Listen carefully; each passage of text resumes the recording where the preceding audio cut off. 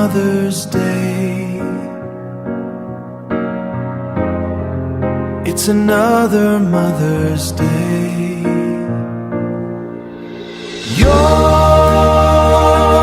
my friend.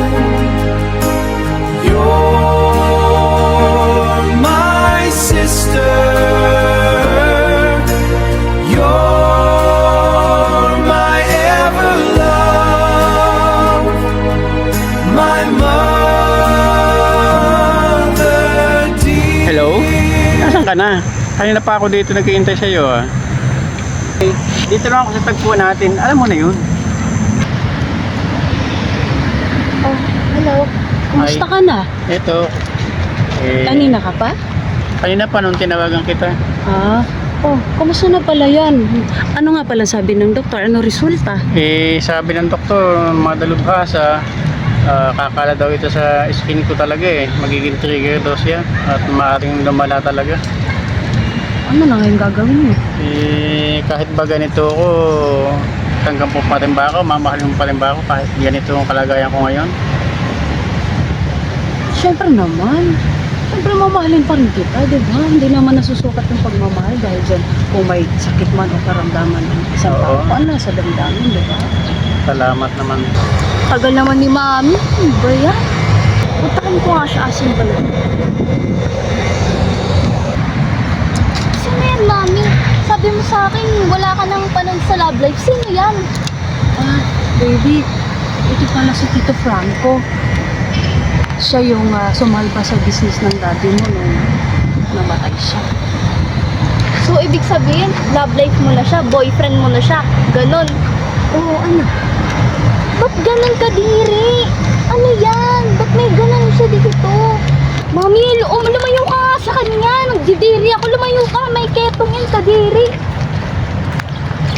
Dito nga tayo.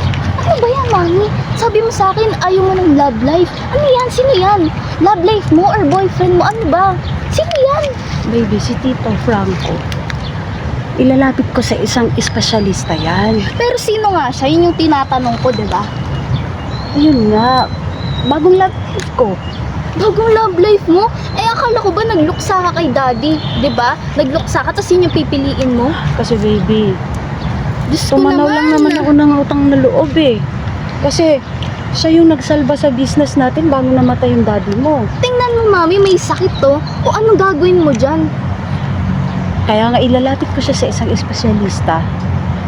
Paano kung gumaling siya? Diyos ko, paano kung nawala siya? Di ba? Paano? Tatanggapin mo ba siya? Hindi, no? Hindi! Ano mo, Mami? Bakit hindi?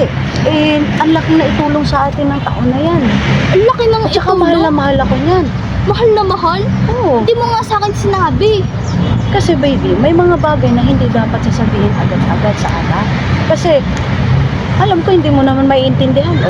Parang kumuha ka lang ng martilyo, Mami, na ipupukpok sa ulo mo, di ba? Ano aalagaan mo yan? Paano kung mamatay siya? Di ba? Ano ba yan? Mami, anong mangyayari kung mabuhay yan? Aalagaan mo pa? Aalagaan mo? Alagaan ko. Grabe ka naman, Mami, oh.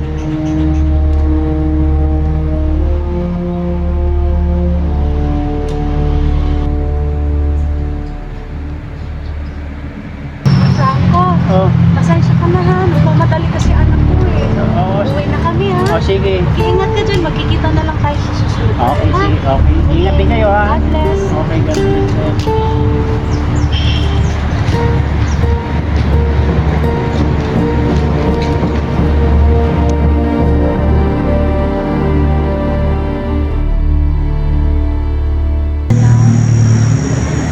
Tatagal ng loob mo.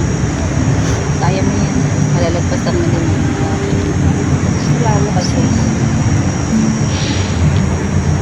Condolence, Mari. Pakatatag ka ha. Sige, paano yan? Mauna na kami ni pare. May pupuntahan pa kami. Ay, Jesus, mag-iingat ka. Kaya mo yan, Mari. Condolence. Salamat. Alis na rin kami, Mari.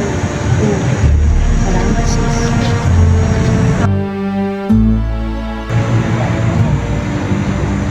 Okay lang yan, Mami.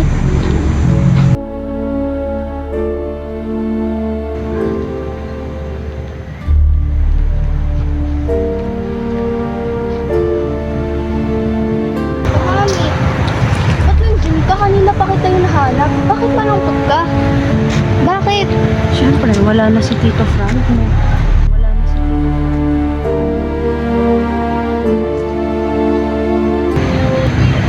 Kaya alam mo, nung nabubuhay pa yung daddy mo na habang nagkakasakit siya noon, sumalba ng business ng daddy mo, kaya si Tito Frank mo. Kaya alam mo, napamahal na rin ako sa taong yun. Kahit ganun yun, siya ang laki nang naitulong sa atin yun na. Sa pag-aaral nga, pag-aaral mo, alam mo, siya yung nagbabayad ng tuition fee mo nun. Kaya hindi malayong mamahalin ko siya. Minahal ko nga siya. Ganun ba, Mami? Alaala na lang ang natitira sa atin. Wala ka ng love life? Siguro hindi na muna ako magla-love life. Pero baby, hindi na muna ako iibig muli. Bakit, Mami? Siyempre, pangalawa na yun eh. Hindi bali, Mami. Ako naman yung love life mo. Siyempre naman. I Wait love you, lang. baby. Oo nga pala, Mother's Day ngayon. Happy Mother's Day, Mami. Thank you. Love you. Baby ko.